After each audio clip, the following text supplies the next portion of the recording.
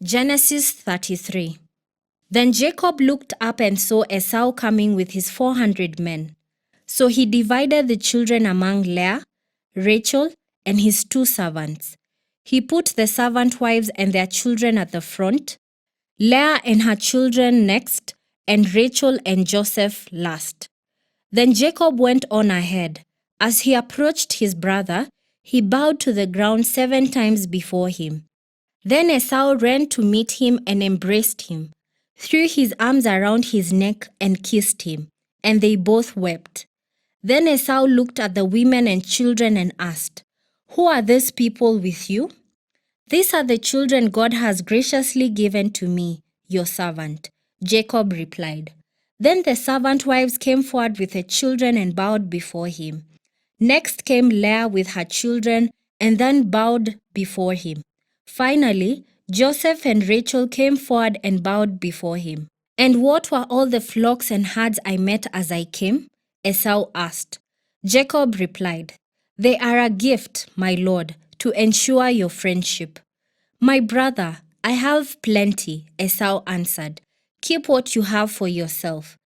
But Jacob insisted, "No, if I have found favor with you, please accept this gift from me. And what a relief to see your friendly smile. It is like seeing the face of God.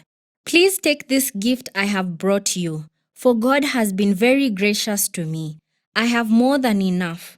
And because Jacob insisted, Esau finally accepted the gift.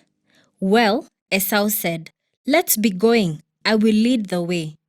But Jacob replied, "You can see, my lord, that some of the children are very young and the flock and herds have their young too. If they are driven too hard, even for one day, all the animals could die. Please, my lord, go ahead of your servant. We will follow slowly, at a pace that is comfortable for the livestock and the children. I will meet you at Seir." "All right," Esau said, "but at least let me assign some of my men to guide and protect you." Jacob responded, "That's not necessary. It's enough that you've received me warmly, my lord." So Esau turned around and started back to Seir that same day. Jacob, on the other hand, traveled on to Succoth. There he built himself a house and made shelters for his livestock. That is why the place was named Succoth, which means shelters. Later, having traveled all the way from Paddan Aram, Jacob arrived safely at the town of Shechem, in the land of Canaan. There he set up camp outside the town. Jacob bought the plot of land where he camped from the family of Hamor, the father of Shechem, for 100 pieces of silver. And there he built an altar and named it El Elohe Israel. Genesis 34. One day Dinah, the daughter of Jacob and Leah, went to visit some of the young women who lived in the area. But when the local prince, Shechem, son of Hamor the Hivite, saw Dinah, he seized her and raped her. But then he fell in love with her, and he tried to win her affection with tender words. He said to his father, Hamor, "Get me this young girl. I want to marry her." Soon Jacob heard that Shechem had defiled his daughter Dinah. But since his sons were out in the fields herding his livestock, he said nothing until they returned. Hamor, Shechem's father, came to discuss the matter with Jacob. Meanwhile, Jacob's sons had come in from the field as soon as they heard what had happened. They were shocked and furious that their sister had been raped. Shechem had done a disgraceful thing against Jacob's family, something that should never be done. Hamor tried to speak with Jacob and his sons. "My son Shechem is truly in love with your daughter," he said. "Please let him marry her. In fact, let's arrange other marriages too. You give us your daughters for our sons, and we will give you our daughters for your sons. And you may live among us. The land is open to you. Settle here and trade with us, and feel free to buy property in the area." Then Shechem himself spoke to Dinah's father and brothers. "Please be kind to me and let me marry her," he begged. "I will give you whatever you ask.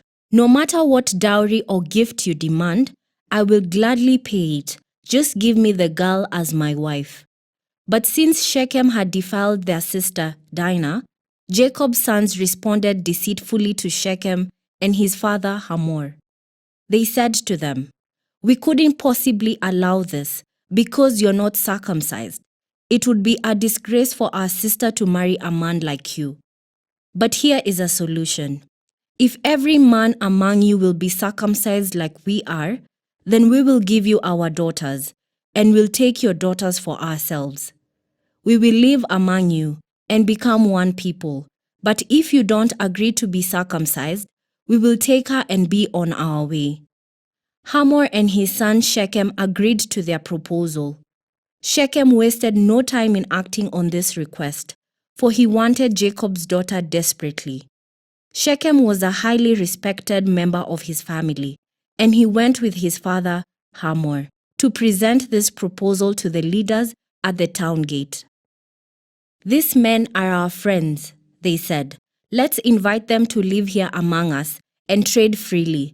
Look, the land is large enough to hold them. We can take their daughters as wives and let them marry ours. But they will consider staying here and becoming one people with us only if all of our men are circumcised, just as they are. But if we do this, all their livestock and possessions will eventually be ours. Come, let's agree to their terms and let them settle here among us." So all the men in the town council agreed with Hamor and Shechem, and every male in the town was circumcised. But 3 days later, when their wounds were still sore, 2 of Jacob's sons, Simeon and Levi, who were Dinah's full brothers, took their swords and entered the town without opposition. Then they slaughtered every male there, including Hamor and his son Shechem. They killed them with their swords, then took Dinah from Shechem's house and returned to their camp. Meanwhile, the rest of Jacob's sons arrived. Finding the men slaughtered, they plundered the town because their sister had been defiled there. They seized all the flocks and herds and donkeys, everything they could lay their hands on, both inside the town and outside in the fields. They looted all their wealth and plundered their houses. They also took all their little children and wives and led them away as captives. Afterward, Jacob said to Simeon and Levi, "You have ruined me. You've made me stink among all the people of this land, among all the Canaanites and Perizzites. We are so few that they will join forces and crush us. I will be ruined, and my entire household will be wiped out. But why should we let him treat our sister like a prostitute?" They retorted angrily. Genesis 35. Then God said to Jacob, "Get ready and move to Bethel and settle there. Build an altar there to the God who appeared to you when you fled from your brother Esau." So Jacob told everyone in his household, "Get rid of all your pagan idols, purify yourselves, and put on clean clothing. We are now going to Bethel, where I will build an altar to the God who answered my prayers when I was in distress. He has been with me wherever I have gone." So they gave Jacob all their pagan idols and earrings, and he buried them under the great tree near Shechem. As they set out, a terror from God spread over the people in all the towns of that area, so no one attacked Jacob's family. Eventually, Jacob and his household arrived at Luz, also called Bethel, in Canaan. Jacob built an altar there and named the place El Bethel, which means God of Bethel, because God had appeared to him there when he was fleeing from his brother Esau. Soon after this, Rebekah's old nurse, Deborah, died. She was buried beneath the oak tree in the valley below Bethel. Ever since, the tree has been called Alon Bakuth, which means oak of weeping.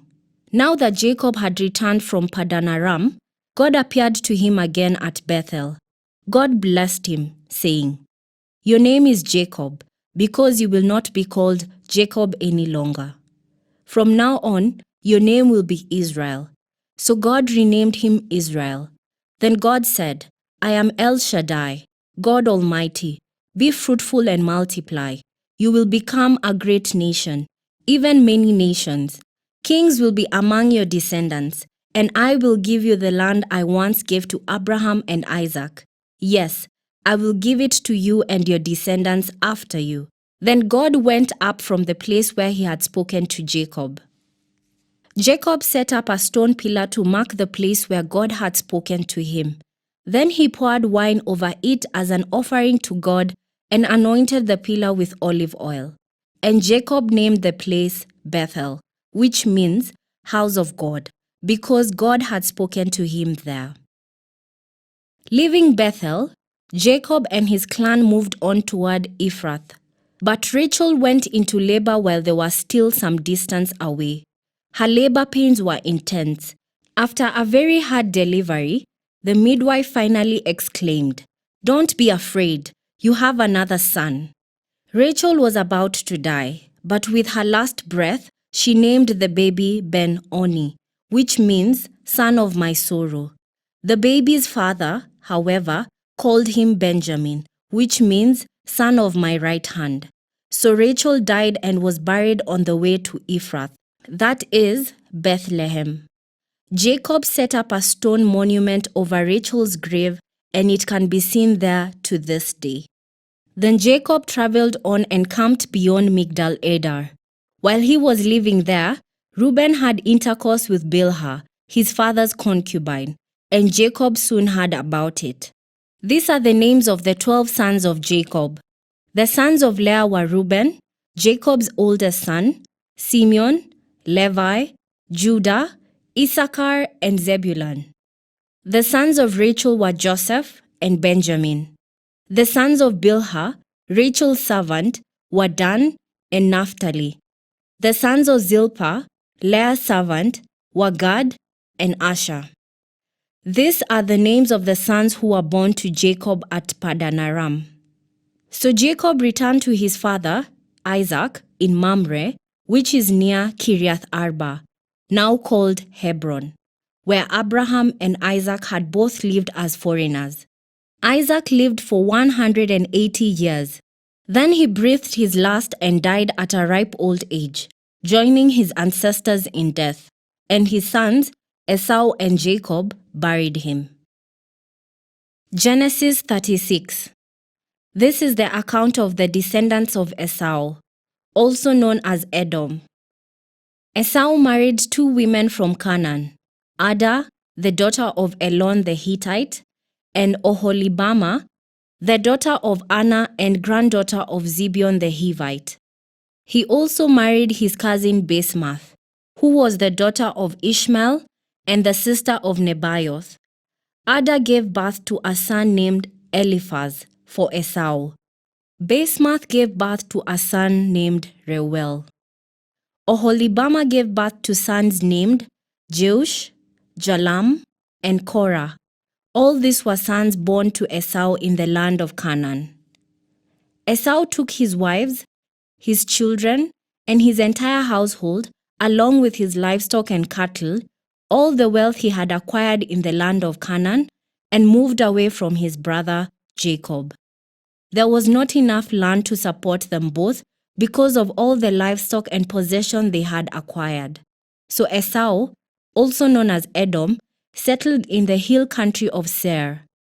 This is the account of Esau's descendants, the Edomites, who lived in the hill country of Seir.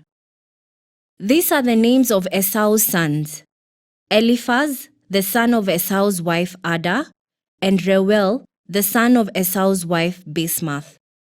The descendants of Eliphaz were Teman, Omar, Zepho, Gatam, and Kenaz. Timnah, the concubine of Esau's son Eliphaz, gave birth to a son named Amalek. These are the descendants of Esau's wife Ada. The descendants of Reuel were Nahath, Zerah, Shammah, and Mizah. These are the descendants of Esau's wife Basemath.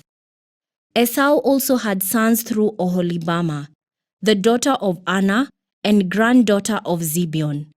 Their names were Jeush, Jalam, and Korah. These are the descendants of Esau who became the leaders of various clans.